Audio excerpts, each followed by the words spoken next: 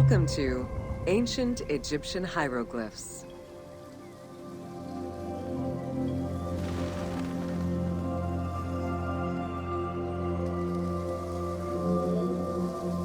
Hieroglyphics were used as sacred writing, appearing on monuments, statues, and sacred papyrus texts. The earliest symbols that resemble hieroglyphs were on pottery dating back to 4000 BCE. This stylized form of signs and drawings was the only writing used from its ancient origins to the end of pharaonic history. Ancient Egyptians referred to hieroglyphs as the writing of the gods.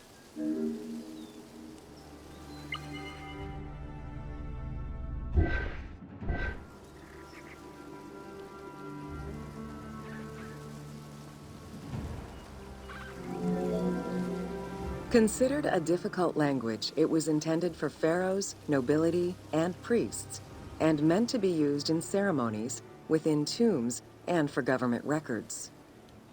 Since few Egyptians were able to read the ancient hieroglyphs, the mythological aura around the language was persistent, even in their own culture.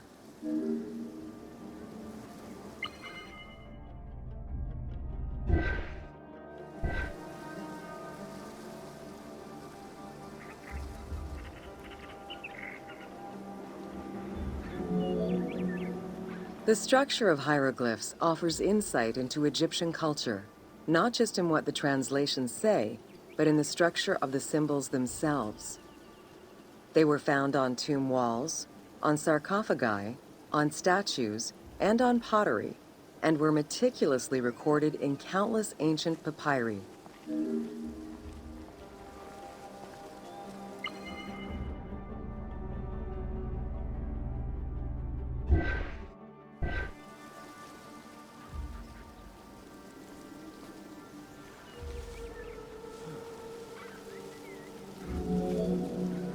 In many temples, priests would perform rituals and daily offerings. These were accompanied by hieroglyphs used as spells. In tomb paintings, the hieroglyphs are represented with formulas to recite. These spoken words were meant to be spells which would allow the deceased to benefit from the offerings for all eternity. Spells and offerings were also written for the living, to enhance medicines and cure illnesses.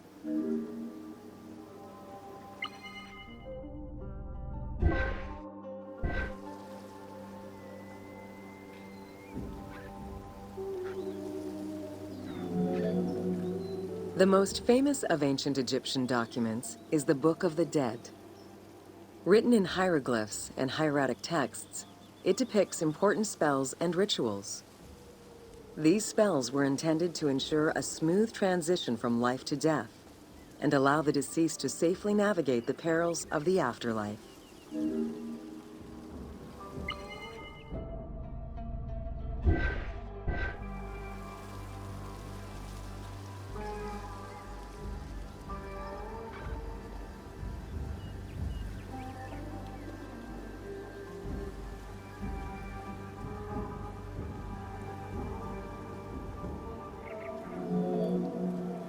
Even after it was deciphered, the reading of hieroglyphs remained difficult at times due to the many directions in which they can be read. Depending on the orientation of the signs, hieroglyphs can be read left to right, right to left, horizontally or vertically, though never bottom to top.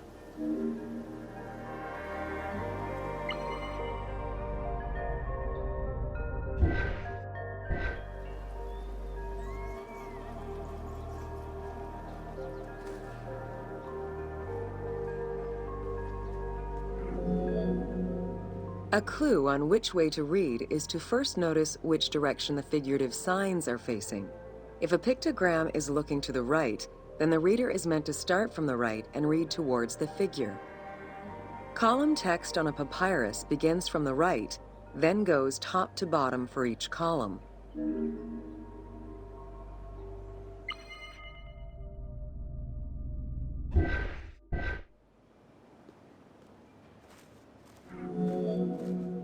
Text written on tomb walls resembles the structure of a page from a comic book.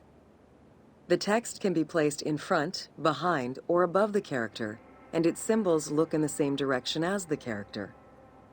Another clue is that the name of a god or hieroglyphs meaning gods or kings are always written before the descriptive text.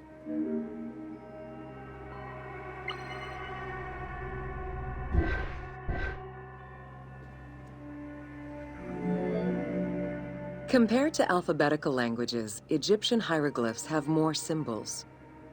Confronted with the absence of vowels, the Egyptians invented a category of signs. When placed at the end of words, these signs help inform its meaning.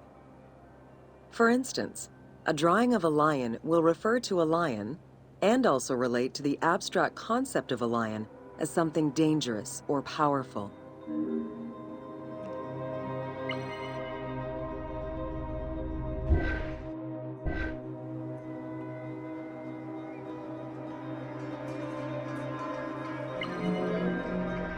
Middle Egyptian hieroglyphs contained a little more than 700 signs. By the end of the Greco-Roman period, there were 10,000 signs. Egyptologist Sir Alan Gardner created a list classifying common hieroglyphic signs and their variants.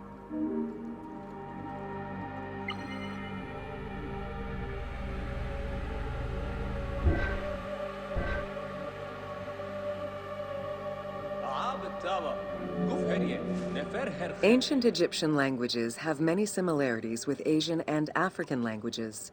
They have evolved in similar ways to the various forms of written Egyptian. These languages belong to the Hamito-Semitic group. There were 5 clear evolutions in the Egyptian language, each with their own distinctive structure. These languages are known as Old Egyptian, Middle Egyptian, Late Egyptian, Demotic, and Coptic. Coptic is the only living language that allows linguists to define the vowel structure and to distinguish different dialects.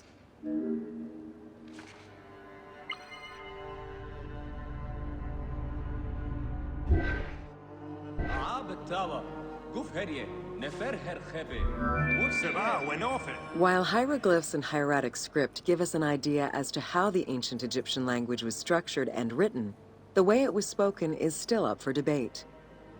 The team opted for English as the spoken language, with the characters using ancient Egyptian and Greek words and accents.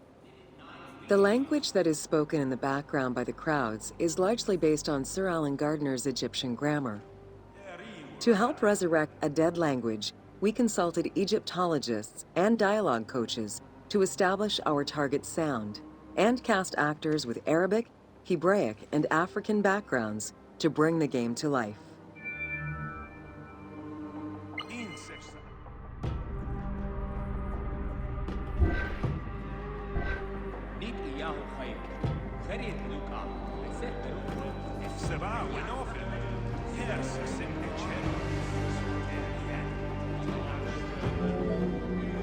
After Alexander the Great's arrival in Egypt and the establishment of his reign, Greek became the language used by the governing bodies. The inability to read hieroglyphs caused resentment among the Greek population. It's from this tension that the Rosetta Stone was created.